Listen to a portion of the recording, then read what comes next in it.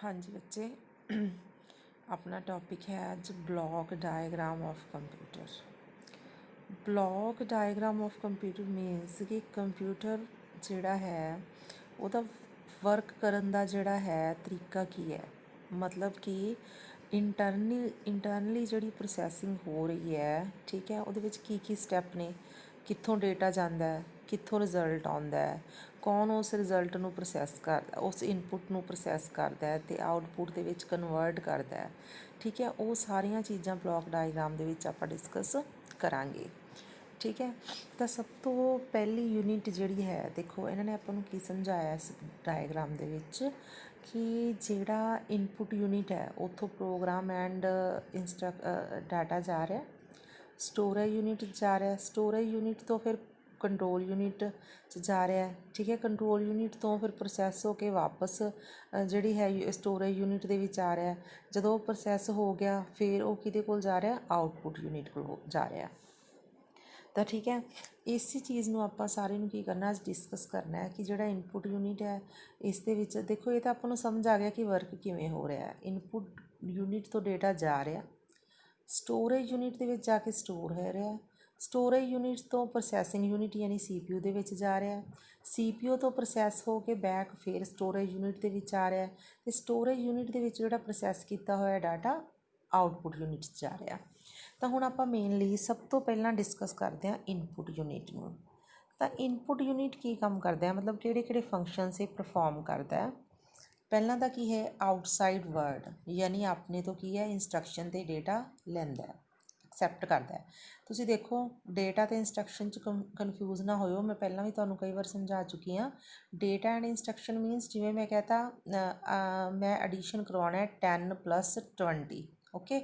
ਤਾਂ ਹੁਣ ਦੇਖੋ ਮੈਂ ਲਿਖਤਾ ਡੇਟਾ ਲਿਖਤਾ 10 20 ਮੈਂ ਲਿਖਤਾ, ਜੇ ਮੈਂ ਉਹਦੇ ਵਿੱਚ ਪਲੱਸ ਦਾ ਸਾਈਨ ਨਹੀਂ ਲਗਾਇਆ ਤਾਂ ਆਪਾਂ ਨੂੰ ਪਤਾ ਨਹੀਂ ਲੱਗੇਗਾ ਨਾ ਕਿ 10 ਅਤੇ 20 ਦਾ ਕੀ ਕਰਨਾ ਹੈ। ਮਤਲਬ ਕੰਪਿਊਟਰ ਨੂੰ ਤਾਂ ਕੁਝ ਸਮਝ ਨਹੀਂ ਆਇਆ, ਡੇਟਾ ਦੇ ਤਾਂ 10 20 ਬਟ ਉਹਨ 'ਤੇ ਇੰਸਟਰਕਸ਼ਨ ਨਹੀਂ ਦਿੱਤੀ ਪਲੱਸ, ਠੀਕ ਹੈ।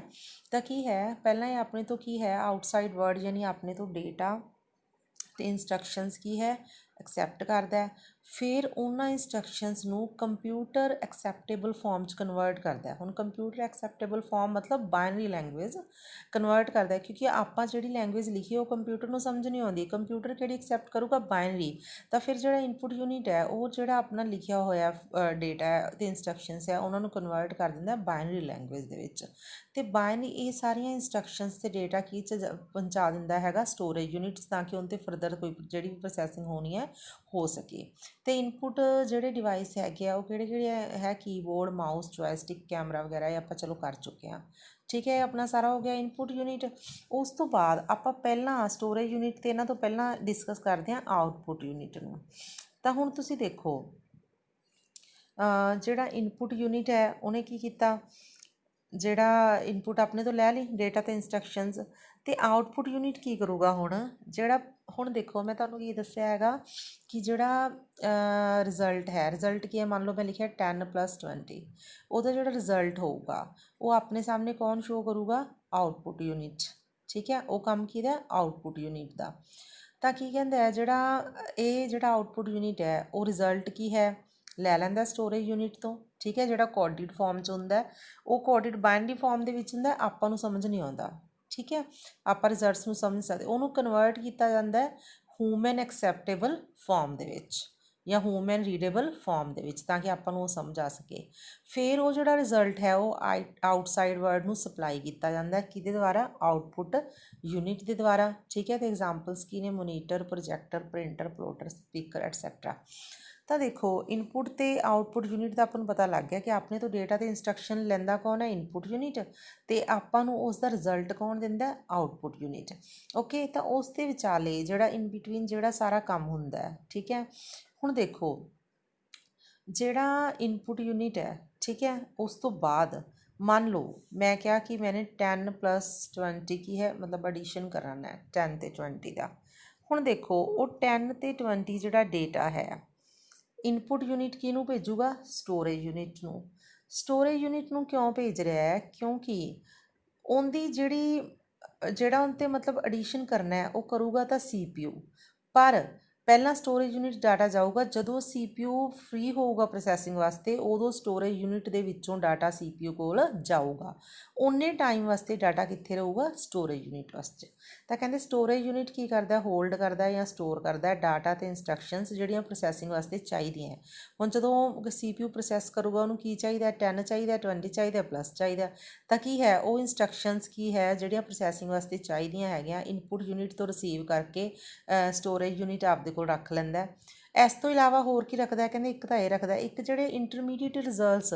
ਹੁਣ ਤੁਸੀਂ ਦੇਖੋ ਕਿ ਜਿਹੜਾ ਰਿਜ਼ਲਟ ਹੈ, ਮੰਨ ਲਓ ਅਰਥਮੈਟਿਕ ਮਤਲਬ ਜਿਹੜਾ CPU ਹੈ ਉਹ ਜਦੋਂ ਐਡੀਸ਼ਨ ਕਰ ਰਿਹਾ, ਜਦੋਂ ਰਿਜ਼ਲਟ ਤਿਆਰ ਕਰ ਰਿਹਾ, ਉਸ ਤੋਂ ਬਾਅਦ ਮੇ ਬੀ ਵਿੱਚ ਦੀ ਕੋਈ ਹੋਰ ਹਾਈ ਪ੍ਰਾਇਓਰਟੀ ਪ੍ਰੋਸੈਸ ਆ ਜੇ, CPU ਕੁਛ ਟਾਈਮ ਵਾਸਤੇ ਕੋਈ ਹੋਰ ਕੰਮ ਕਰਨ ਲੱਗ ਗਿਆ, ਤਾਂ ਉਹ ਜਿਹੜੇ ਇੰਟਰਮੀਡੀਏਟ ਰਿਜ਼ਲਟਸ ਨੇ ਉਹ ਵੀ ਇੱਕ ਵਾਰੀ ਉਹ ਕੀ 'ਚ ਭੇਜ ਦਿੰਦਾ? ਸਟੋਰੇਜ ਯੂਨਿਟ ਦੇ ਵਿੱਚ। ਅਤੇ ਜਿਹੜੇ ਫਾਈਨਲ ਰਿਜ਼ਲਟ ਹੈ, ਮਤਲਬ ਜਦੋਂ ਉਹਨੇ 30 ਆਪਦੇ ਵੱਲੋਂ ਰਿਜ਼ਲਟ ਦੇ ਤਾ, ਉਹ ਵੀ ਫਾਈਨਲ ਰਿਜ਼ਲਟ ਆਊਟਪੁੱਟ ਯੂਨਿਟ ਦੇ ਕੋਲ ਜਾਣ ਤੋਂ ਪਹਿਲਾਂ ਕਿੱਥੇ ਜਾਊਗਾ? ਸਟੋਰੇਜ ਯੂਨਿਟ ਦੇ ਵਿੱਚ। ਅਤੇ ਸਟੋਰੇਜ ਯੂਨਿਟ ਜਿਹੜਾ ਹੈਗਾ ਕੀ ਹੈ ਉਹ ਦੋ ਤਰ੍ਹਾਂ ਦਾ ਹੈ, ਪ੍ਰਾਇਮਰੀ ਮੈਮਰੀ ਅਤੇ ਸੈਕੰਡਰੀ ਮੈਮਰੀ, ਜਿਹੜਾ ਆਪਾਂ ਪਹਿਲਾਂ ਚੰਗੀ ਤਰ੍ਹਾਂ ਡਿਸਕਸ ਕਰ ਚੁੱਕੇ ਹਾਂ। ਤੁਹਾਨੂੰ ਮੈਂ ਡਿਫਰੈਂਸ ਵੀ ਪ੍ਰਾਇਮਰੀ ਮੈਮਰੀ ਅਤੇ ਸੈਕੰਡਰੀ ਮੈਮਰੀ ਦੇ ਵਿੱਚ ਕਰਵਾ ਚੁੱਕੀ ਹਾਂ। ਪ੍ਰਾਇਮਰੀ ਮੈਮਰੀ ਕੀ ਹੈ? ਮੇਨ ਮੈਮਰੀ ਹੁੰਦੀ ਹੈ, ਮਤਲਬ ਇਹਨੂੰ ਮੇਨ ਮੈਮਰੀ ਬੋਲਦੇ ਆ ਕੰਪਿਊਟਰ ਦੀ। ਇਹਦੇ ਵਿੱਚ ਇੰਸਟਰਕਸ਼ਨਸ ਅਤੇ ਡੇਟਾ ਜਿਹੜਾ ਹੈਗਾ ਟੈਂਪਰੇਰੀ ਬੇਸਡ 'ਤੇ ਸਟੋਰ ਹੁੰਦਾ ਅਤੇ ਐਗਜ਼ਾਮਪਲਸ ਹੈਗੀਆਂ ਰੈਮ ਅਤੇ ਰੋਮ। ਅਤੇ ਜਿਹੜੀ ਸੈਕੰਡਰੀ ਮੈਮਰੀ ਉਹਨੂੰ ਆਕਸੀਲਰੀ ਮੈਮਰੀ ਵੀ ਬੋਲਦੇ ਆ, ਠੀਕ ਹੈ। ਇਹਦੇ ਵਿੱਚ ਕੀ ਹੈ ਕਿ ਪਰਮਾਨੈਂਟ ਜਿਹੜਾ ਹੈ ਆਪਾਂ ਡਾਟਾ ਸਟੋਰ ਕਰਦੇ ਹਾਂ, for example magnetic disk, CD, DVD, pen drive etcetera, ਠੀਕ ਹੈ।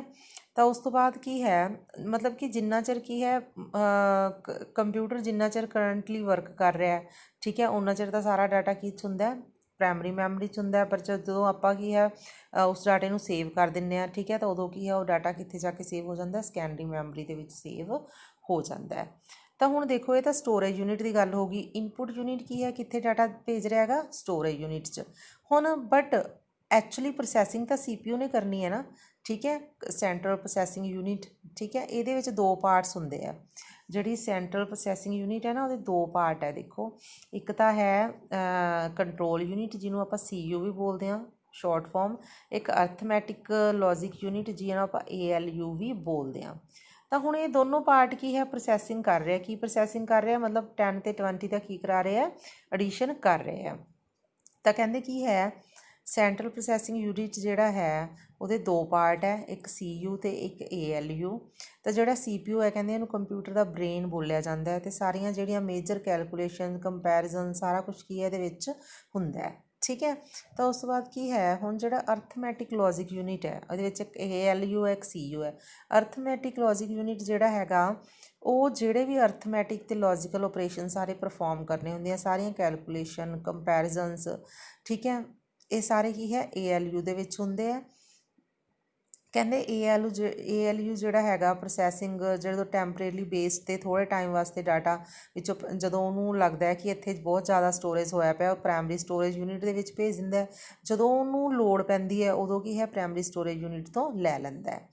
ਤਾਂ ਕੀ ਹੈ ਕਹਿੰਦੇ ਡਾਟਾ ਜਿਹੜਾ ਹੈਗਾ ਜਦੋਂ ਪ੍ਰੋਸੈਸਿੰਗ ਹੁੰਦੀ ਹੈ ਸੈਵਰਲ ਟਾਈਮਸ ਮੂਵ ਹੁੰਦਾ back and fourth primary storage ਦੇ ਵਿੱਚ ਅਤੇ ALU ਦੇ ਵਿੱਚ। ਮਤਲਬ ALU ਤੋਂ ਜਦੋਂ ALU ਨੂੰ ਲੋੜ ਹੁੰਦੀ ਹੈ ਪ੍ਰਾਇਮਰੀ ਸਟੋਰੇਜ ਤੋਂ ਲੈਂਦਾ, ਅਤੇ ਜਦੋਂ ਉਹਨੂੰ ਨਹੀਂ ਲੋੜ ਹੁੰਦੀ ਉਹ ਪ੍ਰਾਇਮਰੀ ਸਟੋਰੇਜ ਦੇ ਵਿੱਚ ਕੀ ਹੈ ਬੈਕ ਭੇਜ ਦਿੰਦਾ, ਠੀਕ ਹੈ। ਇਸ ਤਰੀਕੇ ਨਾਲ ਇਹ ਸਾਰੀ ਕੀ ਹੈ ਆਪਦੀ ਸੈਟਿੰਗ ਕਰਦੇ ਆ, ਮੀਨਸ ਕਿ ਕਦੋਂ ਕੀ ਚੀਜ਼ਾਂ ਉਹਨੂੰ ALU ਨੂੰ ਚਾਹੀਦੀਆਂ ਉਹ ਸਾਰੀਆਂ ਕਿ ਉਹਦੇ ਕੋਲ ਭੇਜੀਆਂ ਜਾਂਦੀਆਂ, ਠੀਕ ਹੈ। ਅਤੇ ਫਿਰ ਉਸ ਤੋਂ ਬਾਅਦ ਕੀ ਹੈ ਪ੍ਰੋਸੈਸ ਹੋਣ ਤੋਂ ਬਾਅਦ ਕੀ ਹੈ ਉਹ ਵਾਪਸ ਲੈ ਲਈਆਂ ਜਾਂਦੀਆਂ, ਠੀਕ ਹੈ। ਤਾਂ ਇਹ ਤਾਂ arithmetic logic unit C. But ਜਿਹੜਾ CPU ਹੈ ਜਿਵੇਂ ਕਿ ਆਪਾਂ ਪੜ੍ਹਿਆ ਕਿ CPU ਦੇ ਦੋ ਪਾਰਟ ਹੈ, ਅਰਥਮੈਟਿਕ ਲੌਜਿਕ ਯੂਨਿਟ ਅਤੇ ਕੰਟਰੋਲ ਯੂਨਿਟ। ਕੰਟਰੋਲ ਯੂਨਿਟ ਹਾਲਾਂਕਿ ਕੋਈ ਜੋਬ ਸੱਚ ਕੋਈ ਜੋਬ ਪਰਫੋਰਮ ਨਹੀਂ ਕਰਦਾ, ਬਟ ਉਹ ਕੀ ਹੈ ਐਕਚੁਅਲੀ ਉਹਨੂੰ ਸੈਂਟਰਲ ਨਰਵਸ ਸਿਸਟਮ ਬੋਲਿਆ ਜਾਂਦਾ। ਮਤਲਬ ਕਿ ਉਹ ਕੰਪਿਊਟਰ ਦੇ ਉਹ ਸਾਰੇ ਸਿਸਟਮ ਨੂੰ ਕੰਟਰੋਲ ਕਰਦਾ, ਠੀਕ ਹੈ, ਮੈਨੇਜ ਕਰਦਾ, ਕੋਆਰਡੀਨੇਟ ਕਰਦਾ ਸਾਰੇ ਓਪਰੇਸ਼ਨਸ ਨੂੰ, ਸਾਰੇ ਕੰਪੋਨੈਂਟਸ ਨੂੰ, ਠੀਕ ਹੈ।